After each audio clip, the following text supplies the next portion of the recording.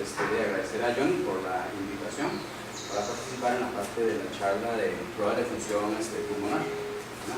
Pero la idea para mí es conocer a las personas que estamos de acá.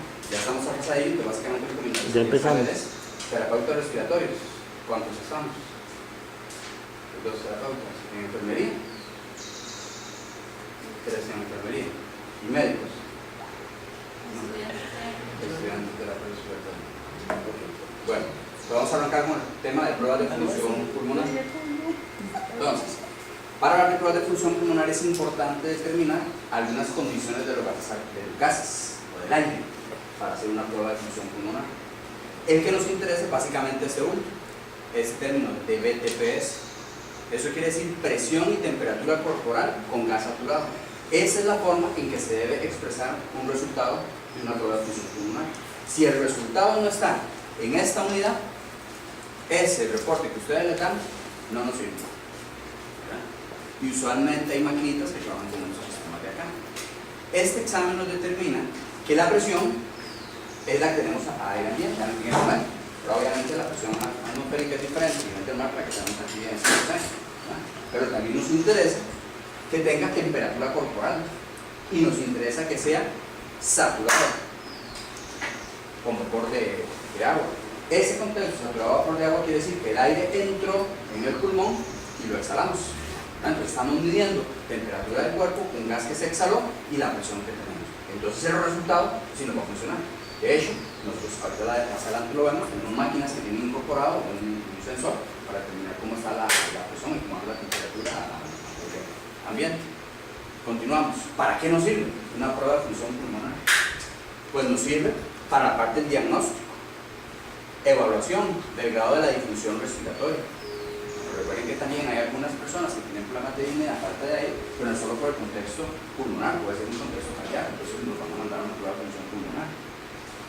Para el control y evolución de una enfermedad, pero también para ver cómo está la eficacia terapéutica. Entonces, si una persona le mandan un medicamento, entonces cada cierto tiempo le repiten la prueba de función pulmonar para ver cómo está. Inclusive, una prueba de función pulmonar deberíamos de hacerla una vez al año como mínimo en todas las personas. Así como todo el mundo debería hacerse un electro una vez por año y una prueba de esfuerzo una vez al año, la prueba de función pulmonar debería hacerse una vez al año. Más en las personas que son fumadoras, ¿no? Valoración preoperatoria. Persona la van a operar, ocupa una prueba de función pulmonar para que el neumólogo determine si esa persona está en condición o no para la operación. Sobre todo porque hay algunos que tienen una condición pulmonar limitada, que obviamente en el momento de salir de sala se nos va a costar el contexto de rehabilitarlos. Entonces nos pueden quedar pegados en un ventilador mecánico. Valoración de la incapacidad laboral, ya eso entra más en lo que es la parte de medicina, en el contexto laboral y los ingenieros en salud ocupacional, para determinar si hay que modificar o cambiar la parte de trabajo de una persona. Ahora, en el fuerte o en el grueso de las pruebas de función pulmonar, tenemos que nos sirve para determinar un problema obstructivo. Que ese problema obstructivo nos va a generar alteraciones en el oxígeno y, por supuesto, nos puede generar alteraciones en el nivel de dióxido de carbono. Pero también, entonces, esa espirometría nos sirve para ver problemas restrictivos. Dentro de esos problemas restrictivos podemos tener alguna bula, alguna masa, problemas en el diafragma, algunos líquidos en el espacio intrapleural que va a reducir la capacidad o la cantidad de aire que tenemos en el pulmón. Entonces ahí tendríamos un problema restrictivo y por supuesto tenemos los problemas mixtos, que tenemos componentes de los dos. ¿Cómo podemos clasificar de una forma rápida lo que son las pruebas de función pulmonar? Por un lado tenemos las de campo, pero usualmente encontramos en el hospital, porque esas pruebas de campo es mediciones al lado de la cama, que es lo que se llama. Esas mediciones al lado de la cama, entonces vamos con un respirómetro, un neumotacómetro, que es el aparatillo, es el relojito, que se llama el Brain, que son de estos. Ustedes han visto a los compañeros de terapia respiratoria, nuestros relojillos, con estos, para hacer las mediciones. Y entonces con esos aparatillos nosotros podemos medir volumen tidal, ese volumen de aire corriente, podemos medir cómo anda la frecuencia respiratoria, podemos medir cómo anda el volumen minuto, que es la cantidad de aire que respira una persona en un minuto, podemos medir la capacidad vital, pero capacidad vital lenta, podemos medir la presión inspiratoria y la presión exhalatoria. Obviamente ya sería con un dispositivo diferente de presión inspiratoria y exhalatoria. Esas son de campo, esas se hacen al lado de la cama. Pero tenemos otros exámenes más sofisticados que se hacen en el laboratorio, ¿no? Donde tenemos ahí los diferentes exámenes que se pueden aplicar. Ahora, hay algunas máquinas que se usan portátiles, o sea que yo los pongo aquí y yo puedo hacer el examen y no ocupan más que una calibración con una jeringa, pero tenemos otras máquinas más sofisticadas con sensores que además trabajan con sistemas con computadoras y que funcionan con gases especiales para hacer la calibración de los equipos. Esos serían ya exámenes de laboratorio como tal. Entonces, en los de laboratorio pues tenemos espirometría forzada y tenemos peritmografía, eso lo vamos a ir a ver algunos de ellos, capacidad de difusión, presión inspiratoria y exhalatoria, tenemos pruebas de ejercicio cardiopulmonar y calorimetrías. Entonces, todo esto es pruebas de función pulmonar e incluye estas dos que son grandes, pruebas de ejercicio y calorimetrías, que la calorimetría es lo que se usa para la parte de soporte nutricional, para ver cómo está el requerimiento metabólico de una persona. Pero eso va a depender si la máquina cuenta o no con el dispositivo para medir este examen. Pero eso es parte de pruebas de función pulmonar, que es el tema. Obviamente, no nos va a dar tiempo en estas 4 horas o 3 horas y media de ver todo el tema grueso. Pero Johnny me dijo que teníamos que trabajarlo más en lo que encontramos en el hospital, en el diario, para que sea parte de espirometrías, funciones. Entonces, ¿cómo clasificamos o las categorías de las pruebas de función pulmonar? Entonces, esto es lo grueso que encontramos en pruebas de función pulmonar. Esto de acá. Entonces tenemos función de la vía aérea. Esto es lo que usted va a encontrar en la literatura como mecánica pulmonar. Entonces, ¿para qué? ¿Cómo es una mecánica pulmonar? Pues entonces como una espirometría simple y forzada. Son dos tipos de espirometría que ya las vamos a detallar. Ventilación voluntaria máxima. Presiones inspiratorias y exhalatorias máximas. Resistencia de la vía aérea y la compliance pulmonar. Eso es la compliance, cuando vemos un ventilador mecánico, compliance dinámica, compliance estática. Tenemos ventilación y volúmenes pulmonares, que nos interesa para ver capacidad funcional residual, capacidad pulmonar total, ver ventilación alveolar, ventilación minuto, espacios muertos y distribución de la ventilación. Hay algunos de esos exámenes, por ejemplo, la distribución de la ventilación no es muy frecuente hacerla en los hospitales. Sin embargo, en programas de rehabilitación pulmonar es importante medirlo. Espacio muerto, en rehabilitación pulmonar, donde tenemos que poner a una persona a hacer ejercicio, es importante determinarlo, porque el espacio muerto en una persona con un problema pulmonar puede estar aumentado, en ejercicio se va a aumentar, en actividad física como tal puede bajar un poco. Entonces es importante conocer el espacio muerto de esa persona, distribución de la ventilación. Pero recuerden que el pulmón, dependiendo de las zonas, tenemos zonas pulmonares, la ventilación y la perfusión va a ser diferente. Entonces es importante ver cómo está el efecto de ventilación, sobre todo en aquellas personas que tienen aire tapado. Otro de los exámenes es para determinar cómo está la capacidad de difusión. Otro sería ver gases arteriales, la parte de oximetría también, y el intercambio de gas, diferencias arteriales que se puede calcular con el gas arterial, test de ejercicio cardiopulmonar y las mediciones metabólicas que había mencionado anteriormente. ¿Okay? Estamos por ahí. Entonces, en este dibujillo tenemos ya el contexto de lo que nosotros vamos en unas pruebas de función pulmonar. Entonces, en la prueba de función pulmonar podemos ver tanto la parte mecánica, como espirometría. Hay dos tipos de espirometría. Podemos ver la parte de intercambio de gas con una prueba de difusión, pero también con la capacidad de difusión con gases arteriales o con oximetría. Podemos visualizarlo. Perfusión con gases arteriales. Podemos ver la parte de distensibilidad pulmonar, la parte de resistencia y por supuesto cómo están los flujos. Y dependiendo del flujo, entonces vamos a tener un volumen vital también. ¿Okay? Entonces, cuando vamos a hacer una espirometría, ocupamos un nomograma. ¿Qué es un nomograma? Es lo que establece los valores de normalidad para una persona. Entonces, en esta persona, de acuerdo a su peso, su estatura, su talla, el género, hombre o mujer, la edad y la raza, el nomograma va a establecer cuál sería el rango de normalidad para esa persona. Pero obviamente todos vamos a ser diferentes. Entonces, estos son los nomogramas más utilizados para lo que son pruebas de función pulmonar. Existen otro montón y eso va a depender de la casa comercial y de dónde se va a hacer el estudio. Por ejemplo, cuando se va a hacer un estudio para ver el uso de un medicamento para una persona asmática, ver el efecto del medicamento, puede ser que no determinen alguno de estos, sino que la casa comercial que va a utilizar el medicamento establece: vamos a hacer la prueba de función pulmonar o la espirometría forzada con este nomograma, porque la idea de ellos es hacer el análisis de todas las personas con ese mismo nomograma, porque si no, cada uno va a usar un nomograma diferente, ¿no? Entonces la idea es estandarizarlo. Como cultura general, uno recomienda trabajar siempre con el Morris Porter. ¿verdad? Pero el Morris Polgar está como más enfocado en poblaciones un poco más grandes que nosotros. Nuestra población es un poco más baja, realmente los norteamericanos son un poco más altos. Sin embargo, eso ha ido cambiando, las nuevas generaciones son más altas, ¿verdad? Las generaciones más mayorcillas, así como las de nosotros, son como más chiquitillos, ¿verdad? Pero entonces, hay nomogramas más actualizados. De hecho, hay un nomograma que hizo un grupo de gente mexicana, todavía no es oficializado, pero hay algunas máquinas que ya vienen con esos nomogramas para población latina. Obviamente este es el nomograma que nosotros deberíamos de aplicar. Entonces, cuando tenemos, eso es un resultado básico de una prueba de función pulmonar, en que tenemos la parte de los datos de la persona. Entonces resulta que con el nomograma la máquina va a establecer unos valores del predicho. ¿Qué son los valores del predicho? Es lo que la máquina dice, estos son los valores de normalidad para esta persona.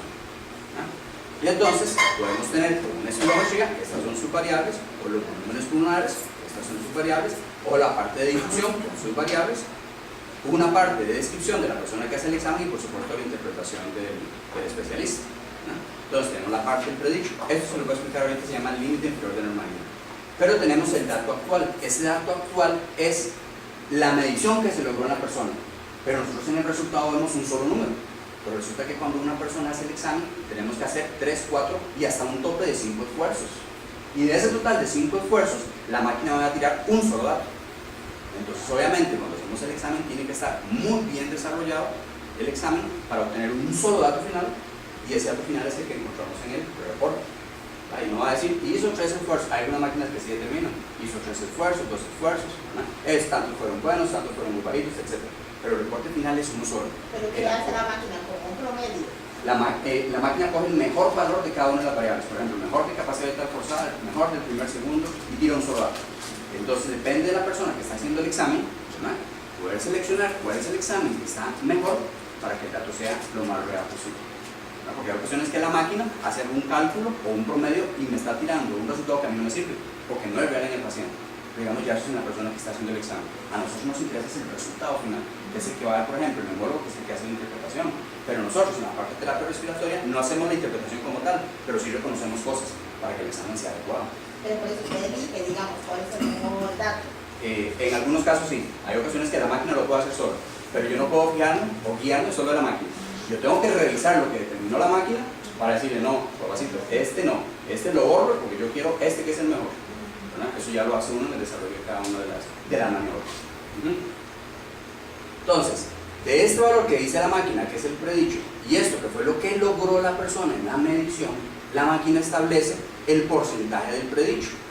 Este porcentaje del predicho es hacer una división entre la medición del paciente y el dato de normalidad de la persona, ¿verdad?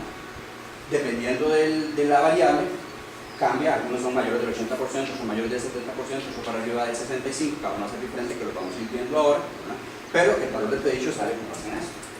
Y entonces, por supuesto, tenemos datos pre-medicamento y tenemos datos por medicamento. Ahora, este es solo un ejemplo para ver más o menos qué es lo que se establece en un resultado. En la actualidad, todos los exámenes, en el caso de espirometría forzada, debe hacerse basal y broncohilatador. No se vale una espirometría que sea solo basal. Actualmente se hace todo por broncohilatador. Hace varios años, cuando yo era estudiante, el médico tenía que determinar, anotarnos, ocupo una espirometría basal y por broncohilatador. Si no está anotado, era solo basal. En la actualidad no. Ahorita todos los exámenes tienen que ser basal y por broncohilatador. ¿Por qué? Porque es la manera de saber si hay hiperreactividad bronquial, o sea, para el efecto del alma. Y nosotros no podemos hacer pruebas de broncoprovocación. Resulta que las pruebas de broncoprovocación se hacen con metacolina, que eso no lo incluye en eso, porque nos complica un poco la cosa. Pero las pruebas de metacolina, el Ministerio de Salud no las tiene avaladas, entonces nosotros no podemos hacerlas. En caso de que alguien ocupe, lo más que se puede hacer es poner suero fisiológico frío, ponérselo a la persona y hacer la prueba. Pero sí también tenemos pruebas de ejercicio, donde ponemos a la persona a hacer una intensidad X de ejercicio y hacer la espirometría para ver si empieza a hacer obstrucción, donde empieza a aumentar el volumen y a cargar aire frío. Entonces, esto es lo que nosotros vamos a ver en la charla de hoy. Vamos a hablar sobre espirometría forzada, vamos a hablar sobre espirometría simples, que se llaman volúmenes pulmonares, y esos volúmenes pulmonares vamos a hablar de dos: lavado de nitrógeno y pletinografía. Vamos a hablar de capacidad de difusión, vamos a hablar de presiones inspiratorias y exhalatorias. Esto es lo que vamos a hablar en la charla de hoy. Entonces, arrancamos con cada una de ellas. Espirometría. Espirometría es, ya vimos que hay dos, ¿verdad? Pero resulta que cuando al médico hace la referencia, usualmente lo que anota es: ocupo por favor una espirometría, y solo pone la espirometría. Pero ya vimos que hay dos tipos de espirometrías. Como en cultura general, ya nosotros sabemos que la espirometría es la prueba de soplar, pero hay diferentes. Entonces, espirometría es determinar los volúmenes que exhala una persona desde una inspiración máxima hasta una exhalación máxima, o sea, hasta volumen residual. Hasta volumen residual. Para ver esos volúmenes, eso se llama espirometría simple. Pero también sirve para determinar cuál es la velocidad o la rapidez con que la persona moviliza ese volumen. O sea, no me interesa solo el volumen, eso sería la espirometría simple. Si no me interesa ver es la rapidez con que mueve ese gas, hacia afuera o para adentro. Y que esa velocidad es la parte de la espirometría forzada. Entonces tenemos que hay dos tipos de examen: una espirometría forzada y una espirometría simple. Entonces a nosotros nos mandan la referencia: esto es una espirometría. Todo el mundo sabe que es como que súper fuerte, pero en realidad, ¿espirometría cuál? ¿Una simple o una forzada? ¿Qué es lo que estoy viendo en el examen o qué es lo que me pidió el médico? ¿Verdad? Entonces la idea es que nosotros lo reconozcamos, ¿verdad? Ahora, esto es aparte de terminología y nomenclatura, porque igual en los hospitales a todo el mundo le dice: páseme el saturador. ¿Y de qué estamos hablando? Del oxímetro pulso. Resulta que el oxímetro pulso no satura una bomba extracorpórea. Esa es la parte de terminología que al final nosotros entendemos. Pero si yo no manejo bien el detalle, entonces se me complica la cosa, ¿verdad? Igual pasa con la concentración de oxígeno. Una cosa es la concentración de oxígeno y otra es la fracción inspirada. Y nosotros como terapeutas respiratorios, también metemos la pata. Pero nosotros en terapia respiratoria, en las entregas, decimos: el paciente en la cama tal tiene un FiO2 de 40%. Ahí estamos metiendo la pata, porque FiO2 es punto algo, FiO2 es punto 4, concentración es 40%. O sea, estamos haciendo un arroz con mango, pero nosotros entendemos. Igual en el contexto, digamos, médico, en el contexto de enfermería, porque es una cuestión como convencional, pero nosotros estamos trabajando en esto, tenemos que trabajar, es mencionar exactamente cómo debe ser. Igual el ventilador manual: páseme el ambú es la marca. Los ambú ya no se usan en los hospitales, mejor pásenme un Lerda, porque es la marca que se está usando actualmente, ¿verdad? Pero los Lerda entonces capaz que viene así despacito, entonces eso no funciona. Eso le llaman el resucitador manual. ¿Sí? Pero yo se lo pongo al paciente y no resucita nada, ¿verdad? Entonces se llama un ventilador manual. Al final nosotros entendemos. El detalle es ojalá utilizar bien la nomenclatura. Y aquí es donde viene el detalle, en la parte de espirometrías. Espirometría es lento forzada, que es lo que yo estoy viendo en el reporte que mandaron, ¿verdad? Que es lo que interpretó el memoria, que fue lo que mandó el médico a pedir a la hora de hacer el examen, ¿verdad? Entonces capaz que el médico quería ver volúmenes y yo lo que hice fue una espirometría forzada porque entendió otra cosa y no me sirvió de nada el examen. Entonces es importante conocer la parte de terminología de qué es lo que me están pidiendo. Entonces, primero vamos a ver algunos tipos de espirómetros. Los primeros espirómetros eran espirómetros de agua. Eso ya no se ve. Yo ni yo sí lo fuimos. Nosotros aprendimos a hacer las espirometrías con esos. Entonces era un tubo con agua, con un embolito adentro, con un vaso al revés. Se metía, venía con un tubito, entonces la persona hacía la inspiración y la exhalación. Cuando la persona hacía, tenemos el tubito con agua, el otro aparato adentro, cuando la persona hacía la inspiración, entonces el aparato bajaba. Cuando la persona soplaba, el aparato subía, ¿no? Entonces el aparato hacía esto. Y entonces ese aparato iba conectado a un lapicito, a ese lapicito de aquí, que a su vez iba conectado a una rueda que iba girando a una velocidad con un papel que estaba pegado. Entonces, conforme la persona hacía la ventilación, el aparato nos iba marcando. Y eso lo teníamos que hacer todo a mano. Y si calculábamos mal, el resultado estaba todo mal, ¿verdad? Había que hacer los cálculos con regla, números, calculadora. Eso no me enredo. Ahora todo es con computadora y eso es facilísimo. Pero por tan fácil que es ahora, si yo no entiendo qué es lo que estoy aplicando, qué es lo que estoy viendo, el examen no me va a servir. Y ahí es donde vienen los problemas en pacientes, que se les repite un examen, se les repite otro y lo mandan porque sí es obstructivo, en el otro no es obstructivo, y eso es una técnica que se hace a la hora de hacer el examen. Otro tipo de espirómetros son los neumorracómetros, ya esos son los equipos más modernos. Entonces resulta que este es un equipito que tiene aquí una resistencia. Algunos de ellos visualizan presión a un lado y el otro del sensor. Algunos lo que tienen es un alambrito que tiene temperatura, pero resulta que ese alambrito, cuando le pasa un gas, lo enfría. Dependiendo de cuán rápido se calienta otra vez ese alambrito a la temperatura que le corresponde, entonces la máquina determina un flujo. pero también determina un volumen, porque recuerden que volumen es el equivalente a un flujo por un tiempo. Flujo por tiempo equivale a un volumen, y eso es lo que a nosotros nos interesa ver, flujos y volúmenes, ¿no? Este es el que se usa más en equipos sofisticados, los que se usan en el laboratorio. Este es otro tipo de espirómetro y son los que se usan frecuentemente en los equipos portátiles, que son los equipos que llevamos fácilmente para hacer un examen, ¿verdad? Y esos portátiles entonces son de turbina. Entonces este es un aparatito que es una hélice, va a girar, el dispositivo trabaja con luces infrarrojas y entonces el aparato lo que va a detectar es la velocidad o el movimiento de esa turbina y así va a determinar un volumen, pero a la vez me va a poder generar unas curvitas. Entonces, ¿cuáles son las contraindicaciones de lo que son espirometrías en el macro? Porque tenemos contraindicaciones para cada uno de los exámenes, ¿verdad? Pero en el macro, en el grueso, estas son las contraindicaciones para hacer una espirometría, ¿no? Entonces tenemos absolutas y tenemos relativas. Ahí están anotaditas. Lo vamos a ver porque ahí ya están. Sí, un detalle que no está dentro de este texto es, en ocasiones nos llaman de valoración, es que tengo un paciente que está con falta de aire, ocupo que me haga una espirometría, pero viene con crisis.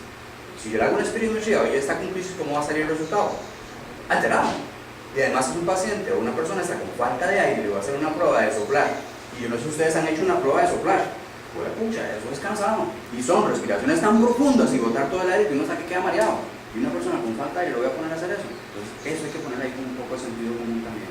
Porque si no el examen no nos va a servir. Estamos desperdiciando tiempo de nosotros, tiempo del paciente, un filtro para hacer un examen que no nos va a servir. El paciente tiene que estar estable. Pero también hay que explicar eso a la gente. Es que yo vengo con falta de aire, ocupo que me haga la prueba de soplar, ocupo saber cómo estoy. En este caso no se va a decir, ¿no? A no ser que sea un gas arterial, ¿verdad? Eso es parte de toda la función pulmonar.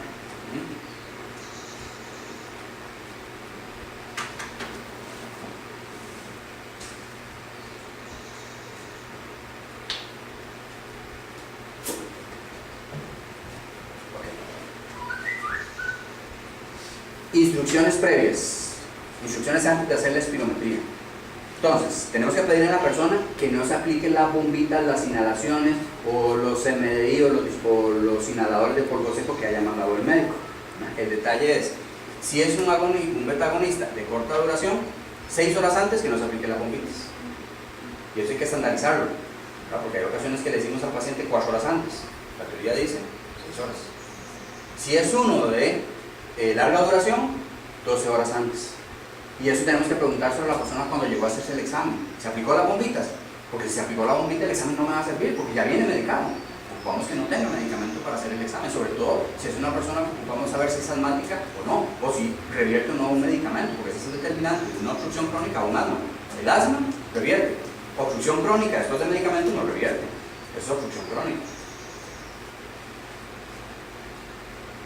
No se debe fumar horas antes de hacer el examen, no tomar bebidas con cafeína, no tomar café, no tomar té, la Coca-Cola, tampoco, antes de hacerse el examen. O igual que tampoco venga muy lleno, porque tiene que hacer una exhalación forzada, algunos de ellos pueden tener náuseas. Ninguno se nos ha vomitado, pero sí les puede dar un efecto nauseoso.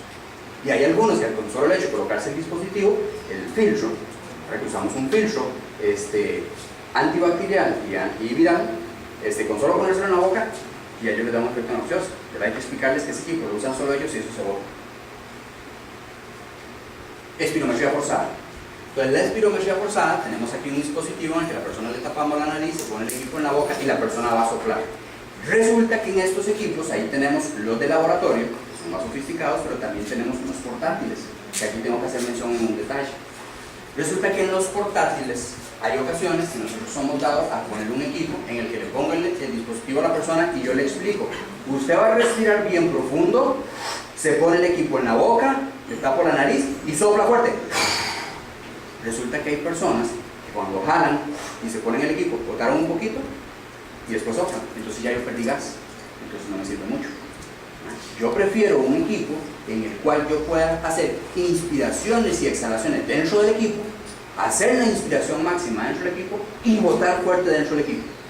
Entonces, obviamente eso me va a incrementar un poquito el costo porque yo voy a tener que poner un filtro. A mí no me sirve, pero yo recomiendo no hacer espirometrías en el que el dispositivo yo le pongo es solo una boquilla de cartón para que el paciente solo sople, boto la boquilla pongo una nueva para que venga el nuevo paciente. Esa espirometría no me sirve, ¿verdad? Y ojalá no lo hagamos así porque estamos engañando la prueba. Una prueba de función pulmonar a este nivel en el siglo XXI no se va a hacer una espirometría de esa manera. Tenemos que poner un filtro, ¿verdad? Claro, yo tengo que poner cuidado cuando tengo el dispositivo que mi equipo permita hacer inspiración y exhalación en el equipo. Porque hay equipos que aunque yo le ponga el filtro, no me permite que yo haga inspiración y exhalación dentro del equipo, ¿verdad? Entonces eso depende de la calidad del dispositivo que vayan a adquirir, ¿verdad? Pero entonces es importante eso, que yo pueda inspirar y exhalar dentro del equipo, ¿verdad? Ponerle un filtro, el filtro obviamente tiene que tener resistencias bajas, porque si no entonces me va a afectar el resultado final. Resistencia en la vía aérea, mala resistencia del equipo, me sube el valor. Y me va a terminar la máquina que hay una obstrucción en la vía aérea, renunciar. Entonces hay que tener cuidado con este detalle. Ahora, hay personas que yo le doy la explicación, póngase el equipo en la boca y sopla. Se les olvidó y después hacen lo del paciente anterior, y lo del anterior, y lo del de ayer, ¿verdad? Entonces, después me van a llamar, mira, es que vos no estás haciendo las espirometrías y resulta que los pacientes me están reportando que se los están inhibando. ¿Y por qué fue? Porque le estoy poniendo un filtro, un tubito que no me sirve para hacer el examen. Entonces, mejor dispositivos en el que yo pueda hacer inspiración y exhalación. Entonces, espirometría forzada es soplar fuerte. Entonces, registra el volumen de aire que puede moverse desde una inspiración máxima, arriba, hasta la exhalación máxima, o sea, hasta volumen residual, pero aquí yo le tengo que pedir a la persona que tiene que botar fuerte, como apagando las velas de un queque, ¿verdad? Y no se vale suavecito, es fuerte como apagando las velas de un queque.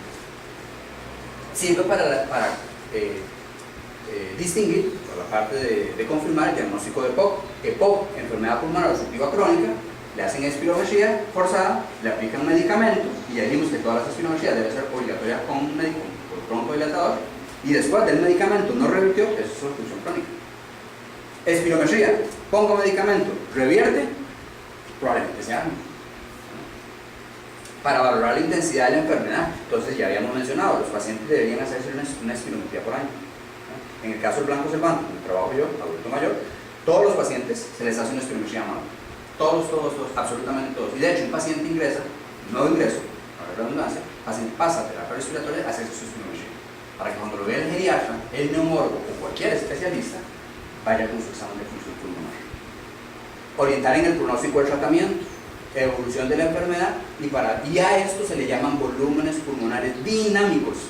Entonces, eso es lo que hemos visto desde los cursos que hemos llevado siempre, que lo llevamos los de terapia respiratoria, lo llevaron los de medicina, lo llevaron también los de enfermería, y esto es lo que vimos en la parte pulmonar, ¿verdad? Donde tenemos los volúmenes tidales, volumen de reserva inspiratorio y exhalatorio, capacidad inspiratoria, capacidad vital, capacidad pulmonar total, capacidad funcional residual y el volumen residual, que este es el que nos interesa, ¿okay? Pero en este caso, espirometría forzada, ¿qué es lo que nosotros estamos valorando, midiendo? Esta parte, desde la inspiración máxima hasta la exhalación máxima y forzada, o sea, hasta el volumen residual. Esto de aquí para arriba es lo que nosotros estamos midiendo en una espirometría forzada. Y como es forzada, tiene que ser fuerte como apagando la vela de un queque. No se vale suavecito. Si no, el examen no sirve de nada. Entonces, ¿cuáles son las variables que tenemos en una espirometría forzada? Capacidad vital forzada, el volumen total de aire. Volumen expiratorio forzado en el primer segundo, la cantidad de aire que se moviliza en el primer segundo de tiempo en que exhaló la persona. Relación entre las dos anteriores. Flujo expiratorio forzado 25-75 es el flujo que logra exhalar la persona, eliminando el 25 y el 75 de esa exhalación que ya se los explico. Flujo expiratorio pico y ventilación voluntaria máxima. Esto es espirometría forzada, esto es mecánica ventilatoria.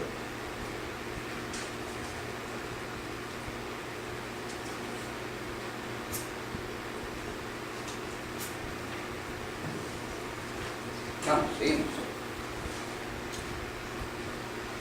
Entonces, yo le voy a hacer al paciente el examen. Entonces le pido, a ver, Juan, porque es lo que usualmente yo digo cuando voy a las clases de Juan, no. Entonces, vamos a hacer inspiración, exhalación. Inspiración, aquí está. Exhalación, botamos el aire. La idea es que la persona haga por lo menos 3 ventilaciones normales. ¿No? Y ahí repito, tengamos un filtro en el que pueda hacer inspiración y exhalación. No se vale. Toma aire profundo, póngase el equipo y sople. Eso no sirve. Inspira, exhala, por lo menos 3 ventilaciones. Inspira lo máximo que pueda. Y ahora sí, sopla rápido y fuerte como apagando la vela de un queque. Y sigue soplando hasta que ya no pueda botar más. Y la idea es que la persona bote por un tiempo de 6 a 10 segundos. Eso lo va a establecer la máquina o el operador. Hay máquinas en que usted puede establecer el tiempo, pero lo frecuente es que las máquinas vengan establecidas en 6 segundos, ¿verdad? Pero en la actualidad se está trabajando con el volumen exhalado al segundo 6, que antes nosotros trabajamos solo con el primer segundo. Actualmente se está trabajando con el segundo 6, todavía no está oficializado, entonces ahora la idea es tratar de que la persona llegue al segundo 10. Sobre todo porque recuerden que si ustedes tienen una persona con un problema obstructivo, la persona dura más tiempo en exhalar. Entonces usted ocupa que la persona tarde más tiempo en botar el aire. Entonces usted ocupa, sople y siga soplando. Las máquinas modernas tienen un sensor de flujo que le va a determinar cuando la persona realmente dejó de botar aire. ¿Verdad? Porque es diferente que la persona haga eso y ahí quedó, pero él pudo seguir soplando. Si yo le pido sople, siga soplando, el dispositivo me va a medir, todavía está soplando la persona y me pasa un pulmonar crónico que tiene aire atrapado y él va a durar más tiempo en exhalar. Entonces yo lo veo y para mí ya no está botando aire, pero yo me fijo en el dispositivo y la máquina me dice, todavía está botando. Entonces, ¿qué tengo que hacer? Dejarlo que siga soplando hasta que la máquina me ponga, ya no está botando. ¡Rum! Ahí corta. ¿Estamos? ¿Qué pasa si una persona tose? Eso viene, es un artefacto. Es un artefacto, entonces esa maniobra ya no me sirve. Tengo que repetirlo. Eso viene más adelante en una parte de artefactos. ¿Estamos en esa parte? Entonces, la espirometría me va a generar curvas de volumen con relación a tiempo. Entonces, le pido a la persona que bote. Ahora me voy un poquito. Esta parte de acá, a partir de aquí donde la persona sopló, es esto. Esta la vas a hacer. La persona sopla. Resulta que en el primer segundo la persona ha botado el 80% de la capacidad del pulmón. Eso se llama volumen exhalatorio del primer segundo, que es uno de los que vimos. Desde aquí hasta el punto más alto es la capacidad vital forzada. Y por supuesto aquí tenemos el volumen que logra exhalar en el segundo 6. Eso es una de las curvas que nosotros vemos, porque no solo vemos el número, vemos la maniobra y tenemos que ver las curvas. ¿Estamos bien con esa curva? Otra curva que vamos a ver entonces es una que es relación del flujo con relación al volumen, donde este es el volumen residual y todo esto se llama capacidad pulmonar total. Esta parte de aquí es inspiración y esta de aquí es exhalación. Entonces yo le pido a la persona, haga 3 respiraciones normales, inspira, exhala, pero resulta que las inspiraciones son chiquiticas, porque al inicio dijimos que tenían que ser respiraciones normales. Entonces, inspira, exhala, inspira, son chiquiticas. Ahora le digo, ahora sí, respira profundo. Ahora, bote fuerte. Hasta donde ya no pudo. Al final, que ya dejó de botar, yo le vuelvo a pedir, respire profundo. Y entonces la máquina me vuelve a generar esta gráfica de aquí. Y esto es lo que se llama una espirometría cerrada. Esto es una espirometría perfecta. Pero hay ocasiones que yo me encuentro una espirometría así. Yo le pido al paciente, inspire, inspire profundo y bote fuerte. Y en el reporte final solo encuentro esto. Eso se llama una espirometría abierta. No quiere decir que está mal, pero el grado de calidad no es exacto.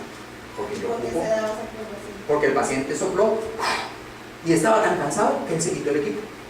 O usted se le olvidó decirle al paciente, respire profundo. ¿Verdad? Entonces la maniobra no es tan exacta. Pero eso hay que tener mucho cuidado. Nosotros preferimos que la espirometría vaya a ser cerrada, ¿verdad? Pero hay pacientes adultos, hay pacientes con disnea que les cuesta botar y sostener, porque inmediatamente se quita el equipo, ya no aguanta. Entonces usted tiene que hacer la observación en el escrito para que el médico sepa. ¿Por qué? Porque el médico prefiere encontrarse esto. Y después van a decir, pero es que la espirometría no sirvió, no me quedó cerrada. Tiene que sentir un culo. Pero eso es parte, digamos, en el momento que se hace el examen. Bien, entonces, el siguiente sería la capacidad vital forzada. Entonces ahora vamos a la capacidad vital forzada en litros. Es la cantidad de aire que se exhala desde el esfuerzo máximo hasta la exhalación máxima, o sea, hasta el volumen residual. Este es un buen indicador de la capacidad del pulmón. Este indica problemas restrictivos, porque si el pulmón está rígido, está duro, ¿qué pasa con la capacidad del pulmón? Disminuye, ¿verdad? Entonces, este sirve para determinar un problema restrictivo. ¿Y cuál es el valor normal? Mayor 80% del predicho, que ya hemos mencionado lo de los predichos. Entonces ahí tenemos el valor normal de una capacidad vital forzada. Esto es forzado. Lo que le miden a los pacientes en los hospitales Por ejemplo, los que están observando por una miastenia grave son Guillain-Barré, y el doctor, el neurólogo, el médico le dice, hágame una medición de capacidad vital, que es una capacidad vital lenta, que también es el mismo volumen de este contexto, ¿verdad? Nada más que ese se bota lento. ¿Estamos por ahí?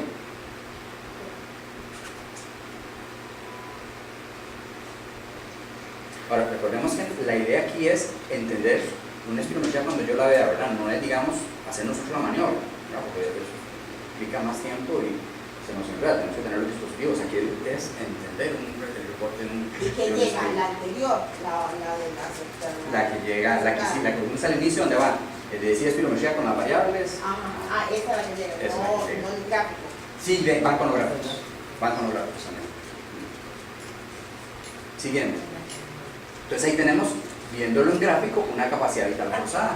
Entonces aquí tenemos el volumen y aquí tenemos el tiempo, ya lo hemos mencionado. Este punteado es lo normal. Resulta que si usted tiene una persona con un problema obstructivo, dijimos que le cuesta botar. Entonces esa persona va a costarle más botar el aire, pero no lo va a hacer como este, que hace la mesetita, sino que él bota poco, el volumen va a ser más bajo con relación al normal, obviamente por su problema obstructivo. Pero ¿qué pasa si el pulmón es restrictivo o duro? La persona, por tener un pulmón duro, va a ser más fácil de que bote el aire. Entonces, la gráfica del restrictivo es exactamente igual al normal, pero más chiquitica. Vean que el volumen es más bajo. Y en el primer segundo también él bota casi el total de la capacidad del pulmón del momento. ¿Estamos? Esa es capacidad vital forzada. Luego tenemos el volumen expiratorio forzado en el primer segundo, que es la gráfica que habíamos visto antes. Entonces, aquí que estamos midiendo, ¿cuánto es el volumen que logró botar en el primer segundo? Entonces, esta es la porción de la capacidad vital forzada expulsada en el primer segundo. Lo normal es 80%, mayor al 80%. Y este es un indicador del problema obstructivo. Si este resultado es menor de 80, fijo, tenemos que pensar que hay un problema obstructivo. Pero ojo, yo no puedo ver los resultados con un libro de recetas, ver un solo dato. Yo siempre tengo que comparar contra otras cosas. Y este dato yo tengo que compararlo con el 25-75 que vamos a ver más adelante. Porque para tener una obstrucción de vía aérea, ¿qué es lo primero que se tiene que afectar? Vía aérea chiquitica, o sea 25-75. Después de que se afectó el 25-75, se va a afectar el primer segundo. Entonces ahora sí tengo obstrucción. Si solo se afectó el primer segundo, ahí no hay obstrucción. Puede ser un problema de fuelle, que sucede en los restrictivos. Estamos por ahí. Entonces tenemos la relación. A esto antes se le llamaba relación tipo, no, ahora ya casi no se le llama así, pero en los libros todavía aparece de esa manera. Eso es una relación volumen exhalado primer segundo, capacidad vital forzada. Es una relación de los dos anteriores. Entonces resulta que este tiene un valor normal mayor al 70%. Este se ve disminuido en patologías obstructivas. Entonces, si este está reducido, fijo, estamos en un problema obstructivo. Ahora, hay un orden y una secuencia para ver los estudios espirométricos, y eso lo vamos a ver ahora al final. ¿Estamos por ahí? 25-75. Ahora nos interesa ver el volumen de gas que exhala la persona entre el 25 y el 75% del volumen que la persona exhaló. Entonces, aquí la persona hizo inspiración, exhalación, inspiró al máximo y sopló. Quitamos el último 25, quitamos el primer 25, o sea, quitamos el 25 y después del 75, y entonces nos queda este rango de aquí. Se pasa una línea entre esos dos puntos y eso genera aquí la curva y esta área sombreada. Eso se llama un área bajo la curva. Y las áreas bajo la curva siempre representan